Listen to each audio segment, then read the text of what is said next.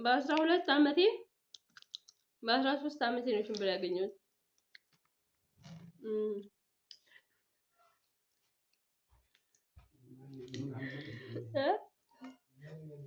ጤና ይስጥልኝ ውድና የተከበራችሁ ቤተሰቦቼ ሁላችሁንም ሰላም ብያለሁ። በያላችሁበት ሰላማችሁ ይብዛ እያልኩኝ ዛሬ በአዲስ ቪዲዮ መጥቻለሁ።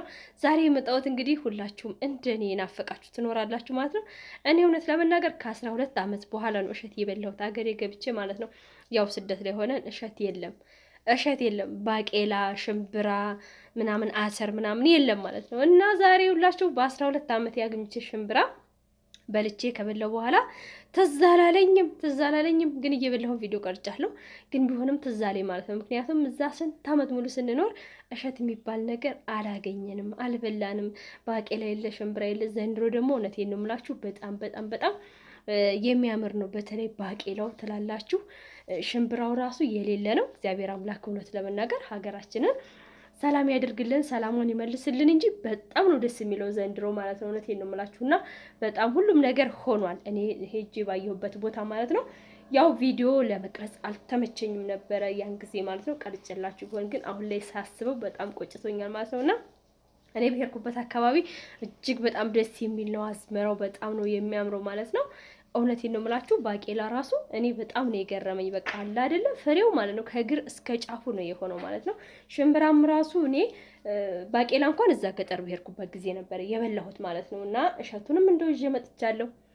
ሽምብራ ግን እዚህ ነው የገዛሁት ማለት ነው። ምክንያቱም ናፍቆኝ ስለነበረ ማለት ነው። እና የእውነቴን ነው የምላችሁ የባቄላውን ነገር አታንሱት። በጣም ነው ፍሬው የሌለ ነው። ደስ ነው የሚለው ስንዴው ብትሉ ጤፍ ብትሉ በቃ ሁሉ ነገር ሆኗል ማለት ነው።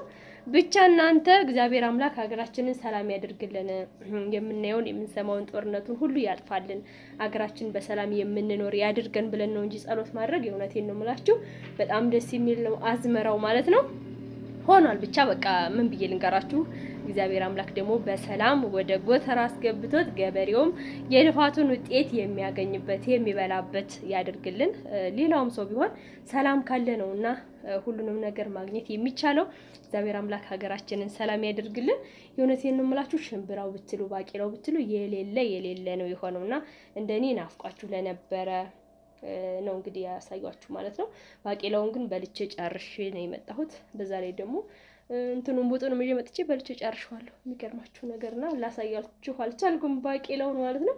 ሽምብራው ግን ትዝ ያለኝ በኋላ ነው ወይ ለምን ቪዲዮ አልሰራላችሁም ብዬ ማለት ነውና እንደኔ ለናፈቃችሁ ሀገራችሁ እግዚአብሔር አምላክ በሰላም ያስገባችሁ። በሰላም መታችሁ ከቤተሰቦቻችሁ ጋር ተገናኝታችሁ የምትኖሩ የምትደሰቱ ያደርጋችሁ ነው የምለው። እኔ ሀገራችን እውነት ለመናገር ብዙ የሚናፈቁ ነገሮች አሏት። በጣም እጅግ በጣም ማለት ነው እጅግ በጣም ደስ የምትል ሀገር ነው ያለችን። እውነቴን ነው የምላችሁ አየሯ ተስማሚ ሁሉ ነገሯ ማለት ነው።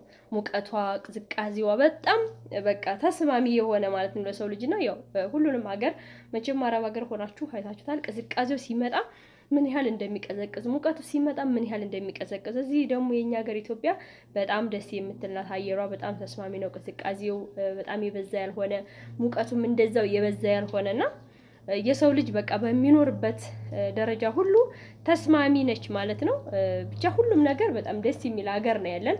እግዚአብሔር አምላክ ሰላሙን ያምጣልን ለሀገራችን ነው የምለው። ሁላችንም ደግሞ ከስደት ተመልሰን ልክ ሀገራችን ገብተን በሀገራችን ሁሉንም ነገር ማድረግ የምንችለው እንድናደርግ እግዚአብሔር አምላክ ይርዳን ነው የምለው። ምክንያቱም ሁሉም ነገር በሀገር ያምራል። የሰውን ሀገር ሄደን ተሰደን አይተነዋል። ያው ገንዘብ ብናገኝም ሙሉ ደስተኛ ነን ማለት አይቻልም። ገንዘብ ደስታን አይሰጥም። እውነቴን ነው የምላችሁ ከአመት አመት ሁልጊዜ ማለት ነው ፍላጎታችን ይጨምራል። እውነት በቃ በቃኝ አይባልም ገንዘብና እየናፈቀን ብዙ ነገር የሀገራችን አየሩ ቀርቶ እጽዋቱ ቀርቶ እናት አባት እህት ወንድም ቤተሰብ ዘመድ አዝማድ ቀርቶ ማለት ነው አየሩ እየናፈቀን አዋፎቹ እየናፈቁን ነው የምንኖረው። እና በዛ በበረሃ ተሰደን እውነቴን ነው የምላችሁ በሙቀቱ በፀሐዩ እጅግ በጣም አስከፊ በሆነበት ሙቀት ተሰደን ተሰቃይተን የለፋንበትን ደግሞ እግዚአብሔር አምላክ የልፋታችንን የምንበላው የምንደሰትበት በዛ በስደት ሀገር ተቃጠልነውን የላባችንን ውጤት ደግሞ እግዚአብሔር አምላክ ባርኮልን በሀገራችን የረፍት እንጀራ ሰጥቶን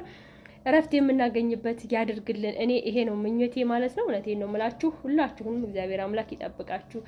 በሰላም ደግሞ ወደ ሀገራችሁ ያስገባችሁ፣ ምኞታችሁንም ያሳካላችሁ እላለሁ። ለዛሬ የነበረኝ ቪዲዮ ይሄን ይመስላል። መልካም ጊዜ ይሁንላችሁ። ከልብ አመሰግናለሁ። ላይክ እና ሰብስክራይብ ደግሞ እያደረጋችሁ አበረታቱኝ።